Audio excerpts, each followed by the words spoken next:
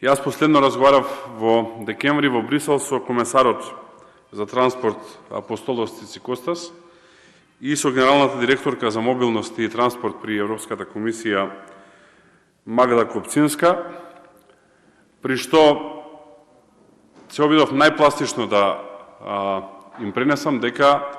ова што го прават практично ќе значи смрт за економијата во регионот, но исто така ќе значи и затварање на бројни странски инвестиции кои што функционираат во регионот, а кои што доаѓаат токму од земји членки на Европската унија. Формалниот одговор кој што пред некој ден го даде и портпаролот на Европската комисија, со кој што не се слагам,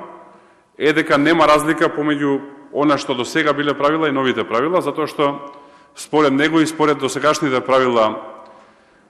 еден патник може да остане до 90 дена во рамки на 180 дена во Шенген зоните и дека истото останува и сега. Формално тоа е точно, практично не е точно.